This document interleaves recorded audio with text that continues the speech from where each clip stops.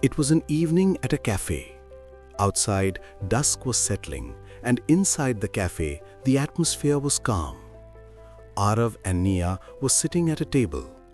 Nia's face held a look of concern and mild disappointment, while Arav looked tired but was pretending to be oblivious. Nia slowly twirled her coffee cup and spoke.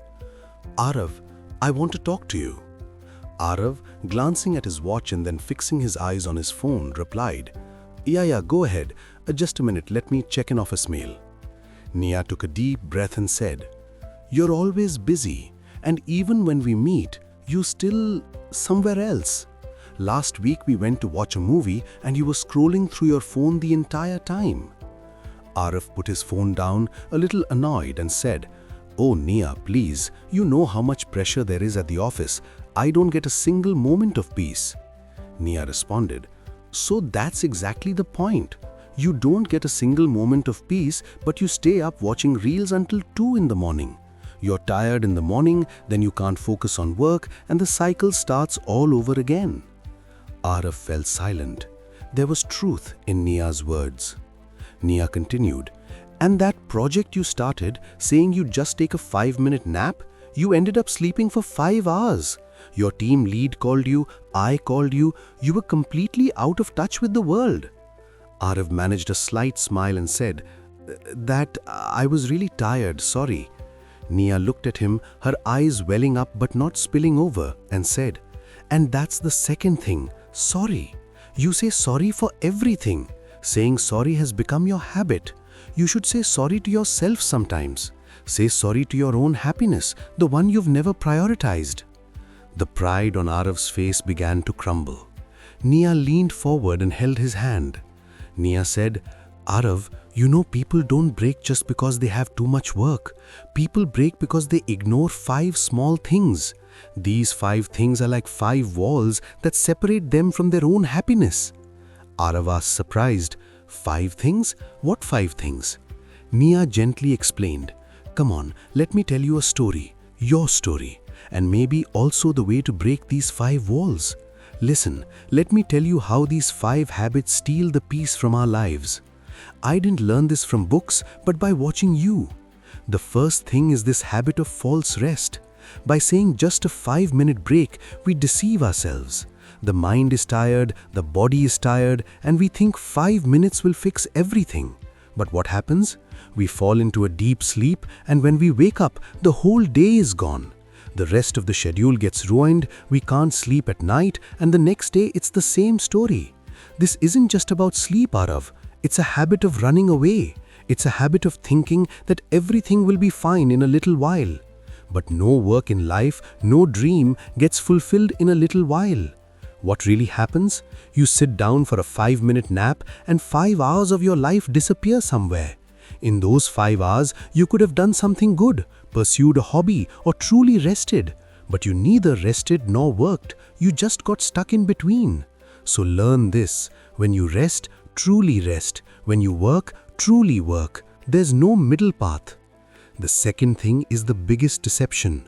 We are taught to put others first, family first, job first, money first, and yourself? Keep your own happiness for last. But think about this. How can a vessel that has no water in it quench someone else's thirst? You tell me every day that I am your happiness, but you are not your own happiness.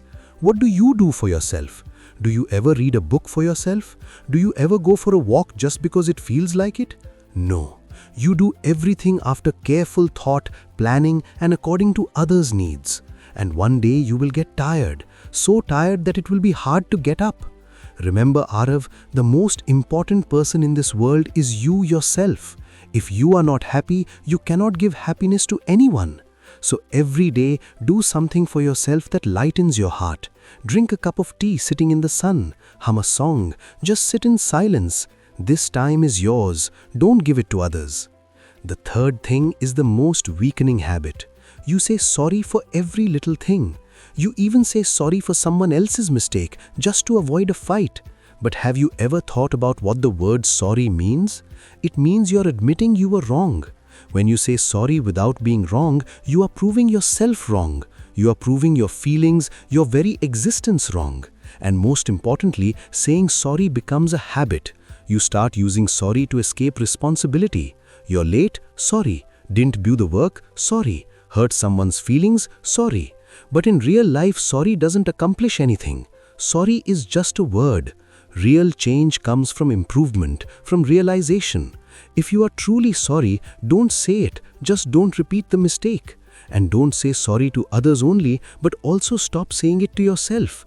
I can't do this, sorry. I won't be able to do it, sorry. Stop all of this. Have faith in yourself.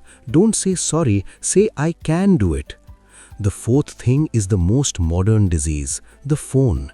We all have it, but have you noticed what you do before sleeping at night? Lights off, darkness, and your face immersed in the glow of your phone. One reel, another reel, a third, and before you know it, an hour has passed and the battery is at 1%. And when the battery is at 1%, you put the phone on charge and go to sleep. You wake up in the morning with a heavy head, burning eyes, and laziness all day. Why? Because you never gave your mind any rest. Watching reels, scrolling, this isn't rest. This is another task for your brain. All day you use your brain at the office, and at night before sleeping you use it again. How can your body possibly function well? Turn off your phone an hour before sleep. Read a book, talk to someone, or just lie down in silence in the dark. Give your mind peace. That is the real scrolling, turning the pages of your own heart. The fifth and final thing is the hardest but the most necessary. Arav, you are available for everyone all the time. Whenever someone asks for help, you run. Whenever someone dumps work on you, you do it silently. But you have never been able to say no, I'm busy right now. Do you think saying I'm busy is bad? That people will take offense? Listen, everyone in this world is busy. Everyone has 24 hours. The people who tell you to spare some time are often the ones who can't manage their own. Your time is precious. Your dreams are precious. To fulfill those dreams, you need your own time. Learn to say, I am busy. This isn't arrogance. This is self-confidence. It's telling others that you have your own priorities. Yes, help when needed, but not all the time. First, take care of your own work, your own life, then look after others. If you yourself are drowning, you can't go save anyone. There was a long silence in the cafe. Tears were streaming down Arav's face, but they were not tears of sorrow, but of realization. He looked at Nia and said in a trembling voice, I never thought of it that way. I just kept running. These 5 walls, I had imprisoned myself within them. Nia held his hand and said, but now you know the way out, Arav. These walls aren't of stone, they're made of habits, and habits can be changed. Just a little awareness, a little effort. Arav said with determination, from now on, I will change. I won't let my 5-minute nap turn into 5 hours. I will prioritize my own happiness too. I will stop saying sorry and start improving.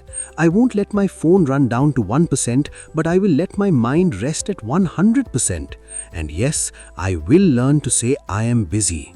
Nia smiled happily and said, and I am here, aren't I, to remind you, because your happiness is my happiness. Just don't forget to prioritize it now. Holding hands, they walked out of the cafe. The view outside was clear and pleasant. The stars were twinkling in the sky. It felt like a new beginning.